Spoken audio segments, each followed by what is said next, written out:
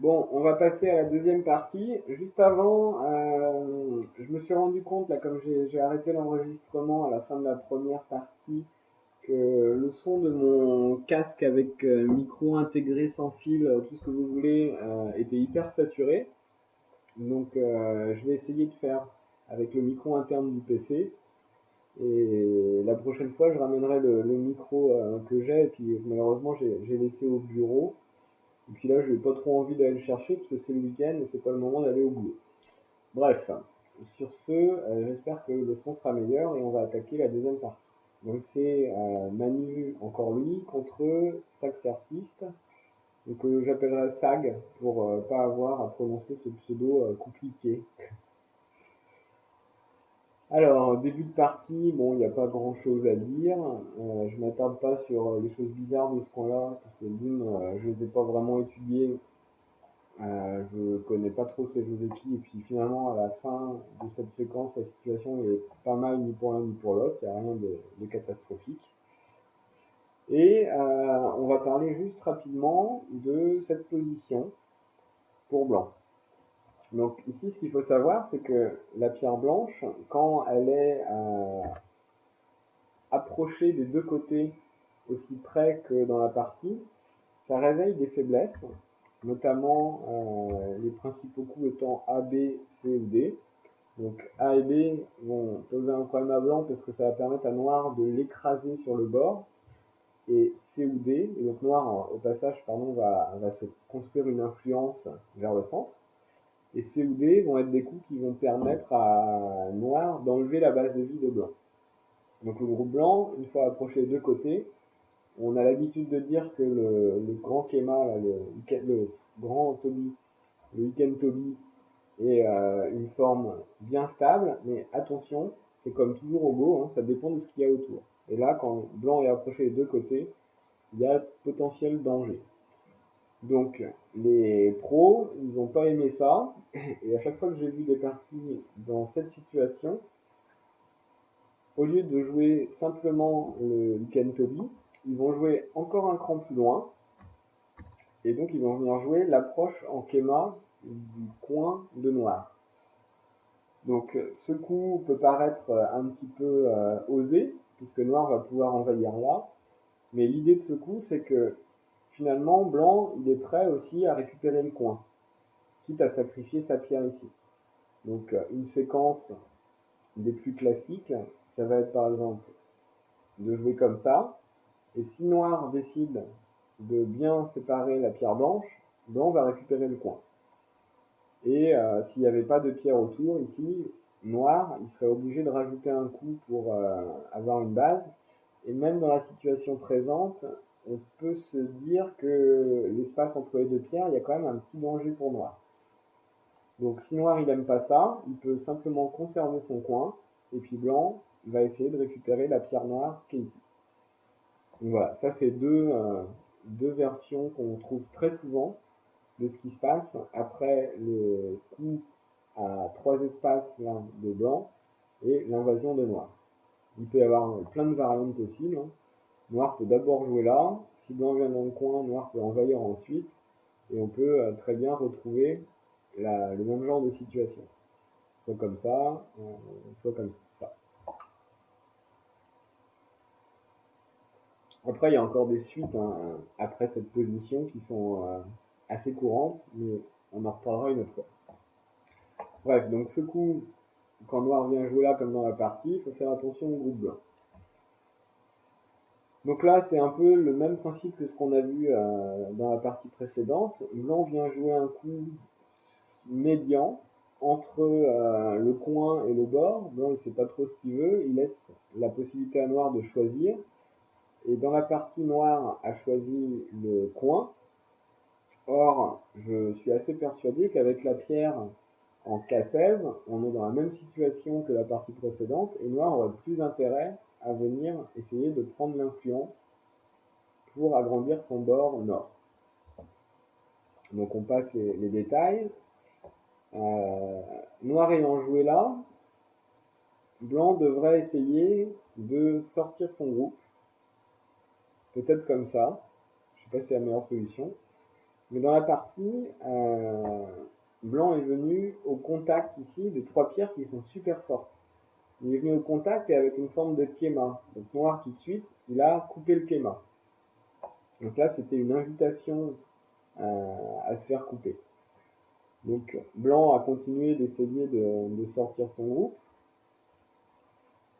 Et on se rend compte que la petite pierre ici, elle est un peu isolée et elle est comme perdue. Alors j'ai bien aimé l'idée de blanc qui était de couper maintenant pour créer quelques petits problèmes autour chez noir et réussir malgré tout, en utilisant la pierre morte, à aider ces pierres autour.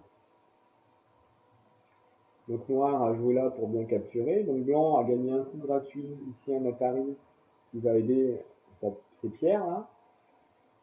Et il va continuer de travailler un petit peu autour des faiblesses de noir en poussant ici. Alors là, il menace, enfin blanc menace de faire une très mauvaise forme chez noir, qui est, donc noir ayant un Toby, qui est de traverser complètement le Toby. Un Toby à la base c'est une forme qui est quand même assez forte, donc ce serait dommage de se laisser traverser le Toby, ce qui mènerait à des problèmes, ou du moins à des options pour blanc une fois qu'il aura traversé, soit vers la gauche, soit vers la droite. Donc ici, la réponse habituelle de noir, c'est de bloquer justement pour ne pas avoir cette mauvaise forme. Ce qui se passe ici, si blanc coupe, c'est que finalement, tout le monde est coupé, autant blanc que noir. Par contre, si noir joue ailleurs, quand blanc descend, noir est coupé, mais blanc, lui, il n'est pas coupé. Donc noir s'est créé plus de problèmes, et finalement blanc s'est pas créé de problème en plus. C'est pour ça qu'on dit qu'il ne faut jamais laisser un traverse Toby, quitte à jouer ici, même si c'est pour perdre un des deux côtés, au moins on récupérera quelque chose de l'autre côté. Ce qu'il faut penser aussi, c'est ici, si noir n'imagine que la défense et l'Atari sur la pierre blanche, blanc va pouvoir venir faire l'Atari de l'autre côté, forcer noir à capturer, et capturer finalement les 3 pierres noires. Mais dans la situation présente, noir il ne va pas venir faire l'Atari sur la pierre blanche, il va simplement connecter ici, et il va dire à blanc, maintenant que tu as joué ta pierre, débrouille-toi pour réussir à la faire vivre, alors que tu es entouré de pierres noires. Donc là, noir pouvait très bien jouer le coup pour bloquer, puisqu'il n'y avait aucun danger. Si blanc essaye de s'en sortir, noir il va très simplement l'enfermer, et puis blanc il va jamais réussir à vivre dans cette petite zone. Donc voilà. Donc dans la partie noire, au lieu de bloquer, a capturé les 2 pierres.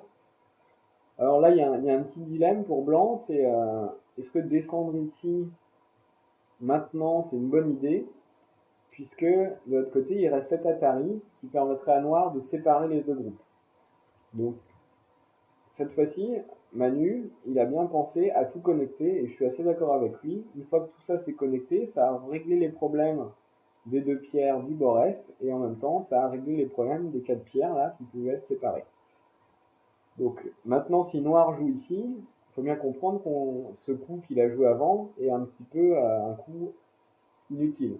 Enfin, c'est même complètement un coup inutile. Autant jouer uniquement M18 plutôt que de faire la même chose en jouant 2 coups. Donc noir n'a pas joué là. Donc là, ça reste une zone qui est peut-être pour le Yosé une bonne option pour noir et pour blanc. Donc noir vient jouer ici. Et donc là, blanc, il doit se demander entre la pince et la réponse. Donc répondre, c'est répondre par rapport à la pierre qui est menacée, la pierre du coin. Et la pince, c'est venir jouer de l'autre côté. Donc entre les deux, blanc, il doit se demander quel est le côté le plus intéressant. Ici, on voit que la pierre D12 de blanc, elle est en 4e ligne. Qui dit 4e ligne, dit si l'adversaire vient jouer une approche en kéma, blanc, s'il veut conserver son bord, il va devoir rajouter un coup. Alors, on va regarder ce qui s'est passé dans la partie. Ils ont joué un Joseki tout à fait normal, voir le Joseki le plus simple que tout le monde connaît. Et maintenant que noir est venu ici, et ben blanc, s'il veut absolument garder ses points, il serait obligé de défendre le bord. Soit comme ça, soit comme ça. C'est un petit peu dommage parce que si blanc était venu jouer ici, il aurait d'une fermé son bord, donc garanti quand même pas mal de points, encore plus que je sais plus où. Tac, tac, ah, j'avance. Pardon. Encore plus que là, hein. Si on compare ça et ça, blanc il aurait plus de potentiel et en même temps il crée un problème chez noir. Donc après noir, une fois pincé, il a deux options hein, qui seraient de venir dans le coin. Donc là c'est le Joseki le plus simple qui est, et on voit que si on joue comme ça, blanc il a réussi à construire un bord qui est vraiment intéressant. Il peut encore rajouter un coup par là s'il veut donner encore plus de volume à son bord ouest. Et si ça plaît pas à noir, noir il peut jouer une pince de l'autre côté. Et finalement après bon ça va donner d'autres séquences, mais quoi qu'il arrive, blanc a réussi, en menaçant noir, de marquer des points. Donc là ça semblait plus intéressant pour blanc de pincer que de jouer comme ça. Blanc ayant joué ailleurs, il faut avoir en tête qu'à tout moment, noir peut essayer un coup par ici qui réduirait énormément les points de blanc dans cette zone. Donc blanc il avait joué un petit mur, il avait fait une belle extension, c'était un énorme potentiel pour lui, et là il se retrouverait avec plus rien du tout. Ça, ne serait-ce qu'un coup comme ça aussi, ça marche pour réduire blanc.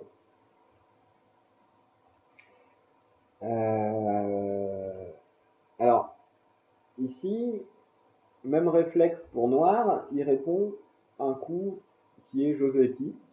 Quand blanc approche ici, noir doit répondre en Kema comme ça, sauf que c'est complètement oublié ce qui se passe autour.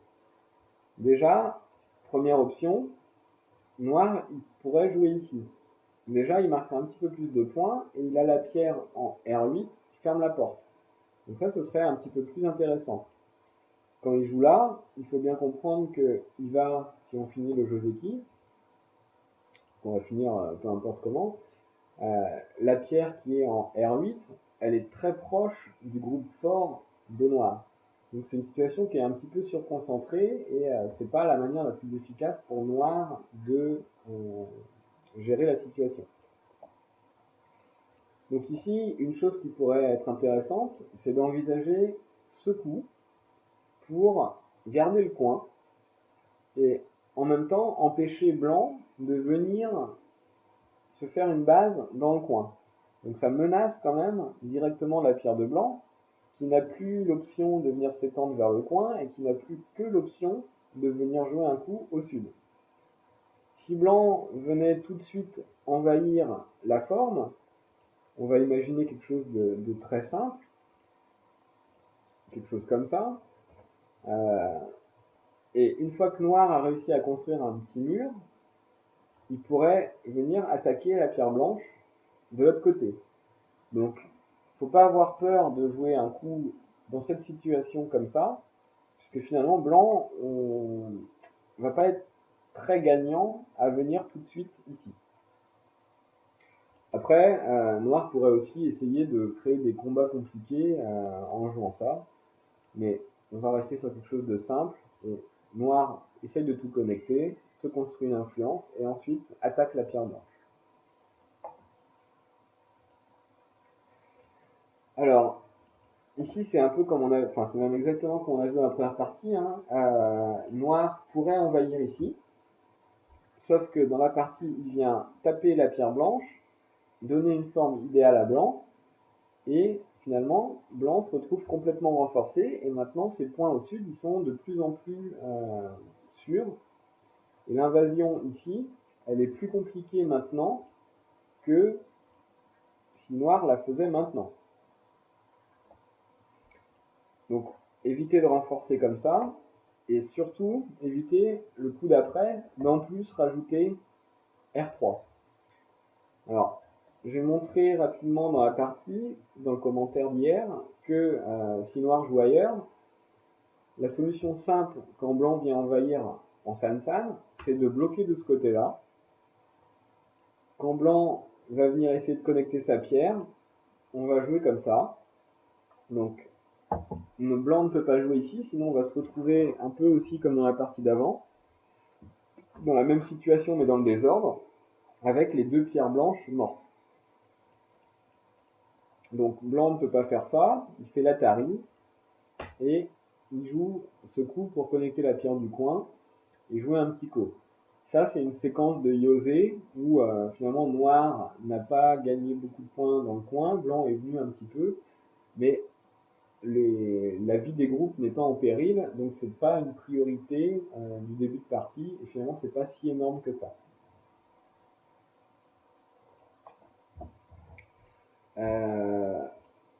Voilà, donc je passe sous silence les deux autres coups qui me semblent les plus couramment joués, qui est la descente ici et peut-être bloqué ici. Je me souviens plus si la gueule de tigre, enfin la pseudo gueule de tigre est un coup possible. Et on en reparlera une autre fois si la situation se présente, mais déjà ne pas jouer là. Ça fait quand même une pierre ici qui est trop proche et une deuxième pierre de rajouter, une position vraiment surconcentrée pour noir.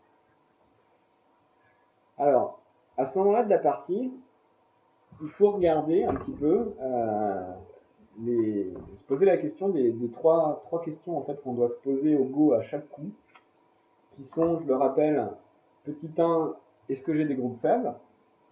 Petit 2, comment sont les groupes de mon adversaire? Lui, est-ce qu'il n'a pas des groupes faibles? Et petit 3, si on a déjà répondu par non à ces deux questions, ben, où est-ce qu'est le plus gros coup qui reste à jouer dans la partie?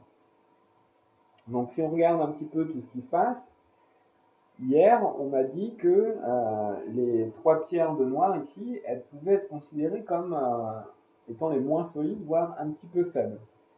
Donc on va imaginer que blanc joue ici, et les pierres noires, en fait, il va y avoir un peu le même genre de problème qu'on avait avec les deux pierres blanches ici. Il va y avoir des faiblesses avec par exemple un coup noir en A. Donc si noir, un coup blanc pardon, en A, un coup qui va enlever la base de noir et laisser noir avec seulement un œil localement et l'obligation de fuir. Donc si noir veut éviter ça, finalement il va devoir rajouter un coup et blanc aura fermé son bord et garanti ses points. En fait il aura évité que noir vienne jouer un coup vers A, ou vers B, ou vers C, enfin un coup qui va réduire les points de blanc. Il aura évité ça en CNT, puisque noir va devoir répondre. Alors ce que je montrais aussi hier, c'est si noir joue une réponse vers le centre. Alors d'abord, la première chose à imaginer, c'est de jouer pour le coin. Donc ici, jouer pour le coin, c'est vraiment le coin pour le coin. Ça n'agrandit pas énormément le potentiel de points de noir. Noir, il aurait peut-être plus envie de venir jouer vers le centre. Si noir joue comme ça vers le centre, il peut y avoir des problèmes quand blanc va jouer ce genre de séquence. Donc, pour éviter ces problèmes, il y en a qui ont pensé à ce coup-là. Alors ce coup-là, il va limiter les problèmes de noir, pardon, au niveau de sa base de vie, et en fait il va jouer un coup où la pierre est bien connectée. Et surtout, si blanc joue ailleurs, au coup d'après, noir il peut jouer ici en CNT, éventuellement il peut jouer dans le coin pour réduire blanc, et ensuite il peut encore sortir. Donc le coup en D5, ça oblige quasiment blanc à répondre, et noir, ça lui donne assez facilement un accès au centre. C'est pareil, hein, si blanc pardon, répond ici, noir quand il va jouer ça, ça va obliger à un moment blanc à venir défendre. Donc, ça c'est une option pour noir. Après, blanc il peut se dire finalement défendre mes petits points ici, c'est pas le plus gros. Il peut se dire j'ai un beau potentiel au sud, et je vais chercher un coup pour augmenter ce potentiel. Donc un coup qui est joué quand on veut construire un mur sur ce bord, c'est une menace ici. Donc ici, blanc, il menace de venir couper la pierre noire là et l'isoler des deux autres pierres, ce qui mettrait noir en grosse difficulté puisqu'il aurait deux groupes isolés à gérer, les deux n'ayant pas de base de vie, avec plein de pierres blanches autour. Donc autant dire que c'est hors de question de se laisser séparer, et noir va défendre ici. Au coup suivant, blanc va venir jouer un coup au contact là, de manière à clairement commencer à former un mur. Noir va vouloir créer une faiblesse dans le mur, donc là, blanc, il a deux coupes potentielles, il faut qu'il décide laquelle défendre. Si par exemple il décide de défendre celle-ci, si noir veut capturer la pierre, ensuite il peut encore jouer un Atari, et finalement avoir construit un beau potentiel. Et au passage, ça a quand même aussi réduit les risques de ce qui se passerait si noir envahit sur le bord. Maintenant, si noir envahit sur le bord, hop, quand blanc défend juste là, noir il est attendu par le petit mur que blanc a construit. Donc là, noir il a très peu de chance, sauf erreur de blanc, de réussir à vivre dans cette zone. Donc ça c'est une option qui est intéressante pour blanc. Par contre, jouer ici, c'est uniquement dans l'idée de réduire les points de l'adversaire, et c'est pas la zone la plus grande pour noir, parce que si blanc descend simplement ici, ça menace de réduire autant que le coup en H7. Donc il n'y a pas d'urgence à venir réduire par là, et il aurait mieux valu, il aurait été plus efficace, soit de jouer un coup comme ici, voire même de jouer un coup pour construire un mur. Alors on avance un peu. Ici, je n'ai pas bien compris de quoi noir avait peur, mais il est évident que noir doit sortir et traverser le taubis de blanc. Donc on a la même forme ici, hein. Il y a un taubis, et noir a complètement traversé le taubis. Au pire, ce qui peut se passer, c'est que blanc peut jouer l'Atari ici, avancer un petit peu, mais finalement, noir il a laissé 2-3 points sur le bord, qu'il a perdu, mais il s'est donné un accès ici qui permet de réduire tout le potentiel des pierres blanches au centre. Par contre, en reculant, en défendant, noir il laisse la possibilité à blanc de venir bloquer et puis de continuer d'augmenter ce potentiel. C'est ce qui s'est passé un peu après. Donc là, erreur de blanc, hein. Ce coup il est pas SMT, il n'y a pas Atari. Noir a encore le temps d'attendre une fois avant de capturer. Ok. Donc là, un petit peu la même histoire que tout à l'heure chez blanc. C'est le moment pour noir de regarder où il y a des groupes faibles, où il y a des groupes forts et où sont les points. Et on se rend compte qu'avec le coup qu'il a joué, finalement, il va se construire un petit mur. Mais en face de ce mur, il n'y a pas un énorme potentiel. Donc c'est pas la meilleure manière de construire des points. Noir, il ferait mieux de faire un petit peu la même analyse que blanc, donc de se dire que le groupe le plus faible c'est celui-ci, et depuis ce groupe-là, donc il va falloir le renforcer et décider soit d'aller vers ici et réduire les points de blanc sur le bord, soit d'aller vers le centre, réduire les points de blanc au sud. Donc voilà. Finalement, blanc a quand même réussi à fermer un petit peu ses points. Alors, avec cette coupe, noir aide blanc à construire un deuxième mur en face de, je vais appeler ça le sol, et de ce mur. Donc un sol et deux murs, ça fait quasiment une grande maison, un grand noyau et un bon petit paquet de points pour blanc. Par contre, noir, ensuite, il joue ici. Qu'est-ce qu'il est en train de faire? Il est en train d'essayer de construire ici 2-3 points.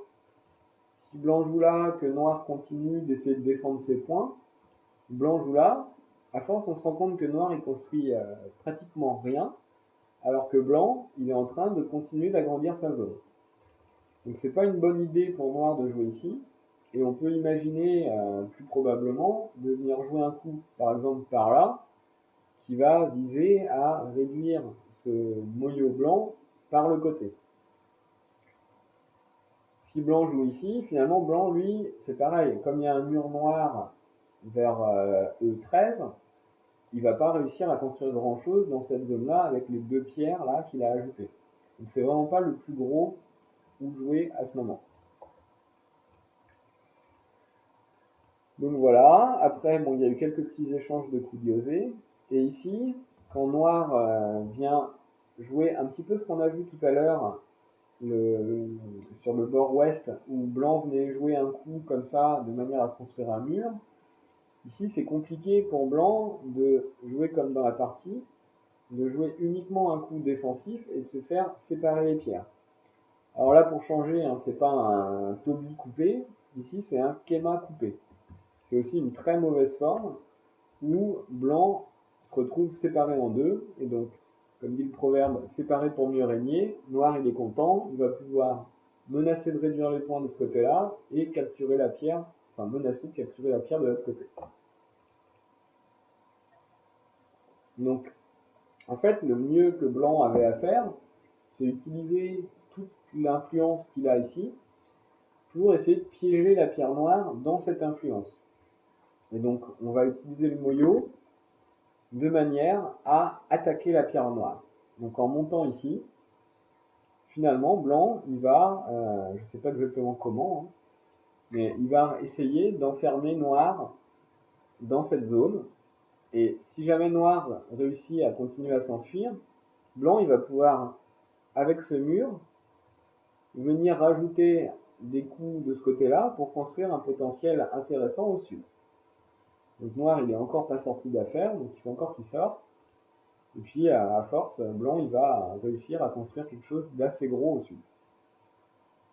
Donc c'est une bonne manière d'utiliser le moyo, quitte à ne pas marquer de points avec, ça va lui permettre de marquer des points ailleurs. Pardon. Donc ensuite, il se passe 2-3 choses.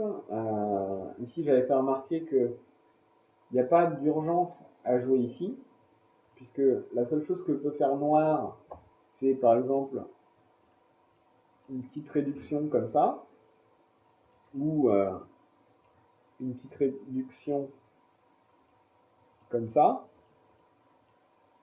Finalement, blanc, il n'est pas en danger de mort, c'est juste des petits coups diosés. Et si jamais blanc voulait absolument éviter ces coups diosés de noir, il ferait mieux de jouer ici, parce que quand noir va répondre, maintenant noir il va devoir défendre, s'il veut garder ses points, et blanc il n'a pas besoin de rajouter un coup. Maintenant, il y a un petit chichot, et puis les pierres noires, elles sont clairement mortes. Donc c'est plus efficace de jouer un coup à la limite de son territoire plutôt que de jouer un coup dans son territoire.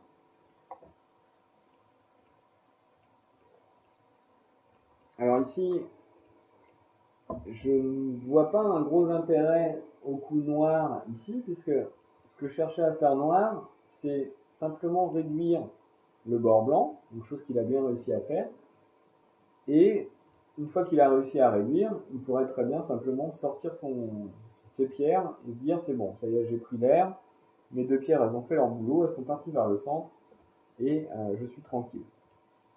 S'il devait choisir un côté pour continuer, ce serait plus ce côté-là, puisqu'il va pouvoir ensuite jouer ce Hané, qui va encore réduire un petit peu les groupes blancs du sud.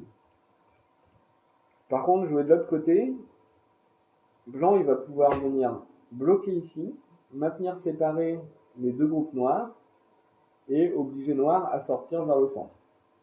Peut-être que blanc ensuite va rajouter un coup par là, et finalement, noir va être un petit peu plus en difficulté que s'il avait joué par exemple de l'autre côté, une position comme ça. Par contre, blanc là il fait une erreur, c'est qu'avant de venir fermer ici, il aurait dû éviter que noir puisse connecter assez facilement à son groupe du bord. On pourrait imaginer que blanc joue un coup ici, qui va forcer noir à répondre, et ensuite, peut-être que blanc peut essayer d'enfermer, parce que maintenant il a mieux fermé la porte. Il a utilisé un coup un peu sempé pour rajouter une pierre, fermer la porte et attaquer plus sévèrement.